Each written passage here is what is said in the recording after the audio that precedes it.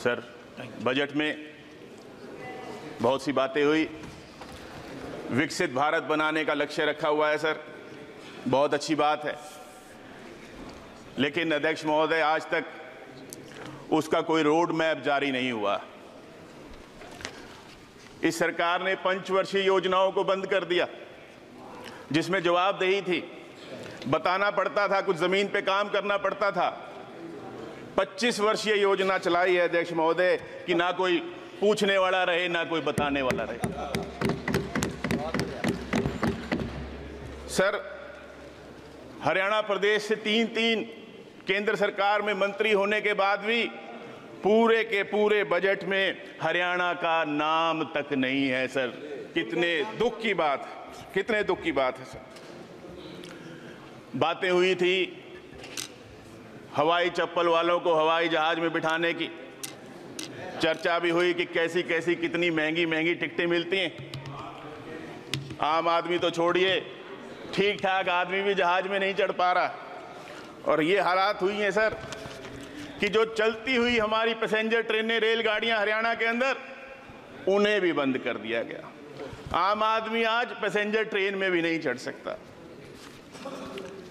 नया कारखाना तो सर क्या लगना था हरियाणा प्रदेश के अंदर, जो चले चलाए कारखाने हैं वो बंद हो गए। हमारा इतना बड़ा कारखाना HMT पिंजौर में बंद, वो भी बंद कर दिया सर। बहुत समय से मांग आती है कि यमुनानगर से चंडीगढ़ वाया नारायणगढ़ रेल चलनी चाहिए, उस पर भी कोई ध्यान नहीं। हरियाणा के गांवों में, शहरों में बहुत बड़ी आज समस्या है निकासी की, लेकिन उस पर कोई बात नहीं।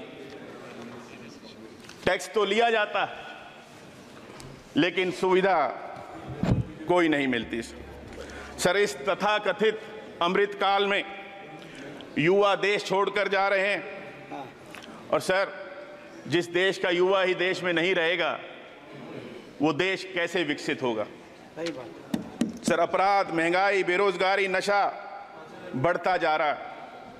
हमारे हरियाणा प्रदेश में आए दिन गोलियां चलती हैं, फिरौतियां मांगी जाती हैं। ये हाल है सर कि आज हरियाणा वासी और उनके साथ पूरा देश ये कह रहा है कि अमृतकाल कुछ चुनिंदा लोगों के लिए है, आम जन के लिए ये अमृतकाल नहीं।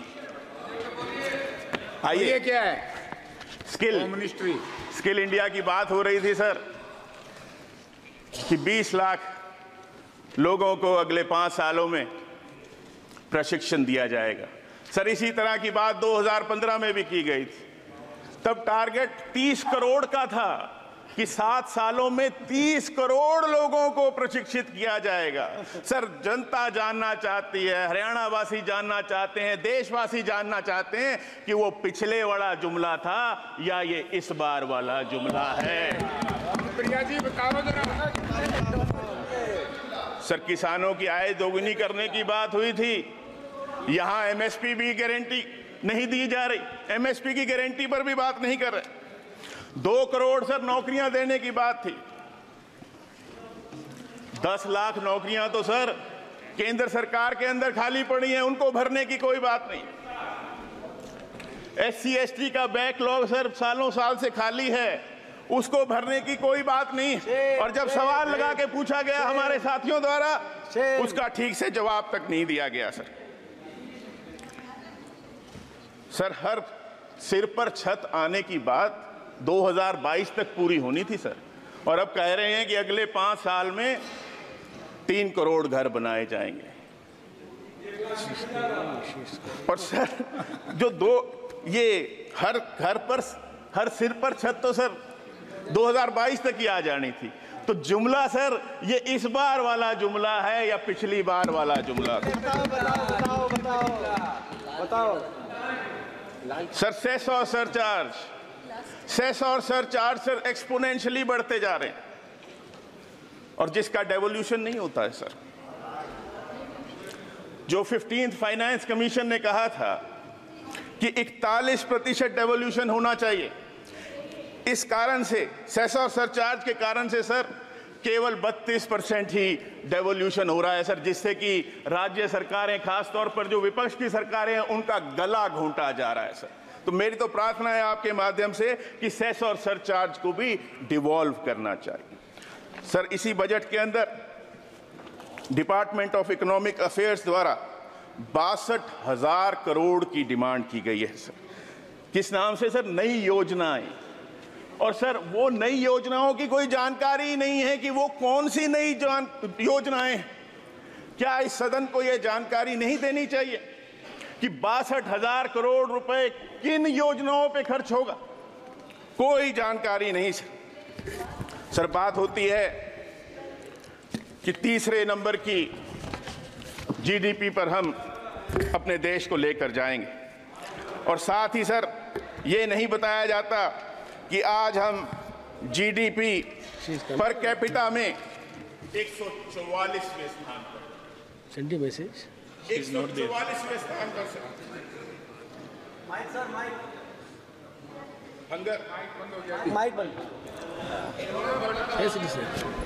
हंगर इंडेक्स में सर हम 111वें स्थान पे।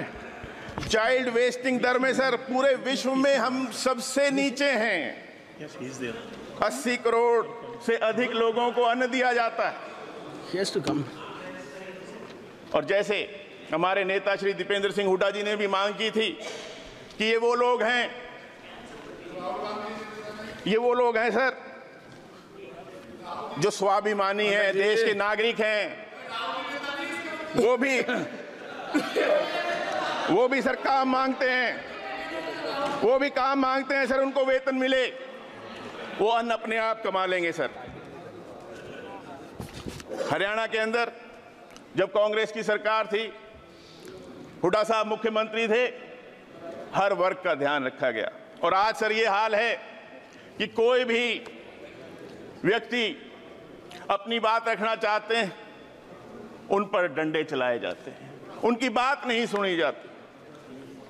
ये तक हाल है कि महीनों महीनों हमारे कर्मचारी धरनारत रहते हैं, उनकी कोई बात सुनने नहीं जाता।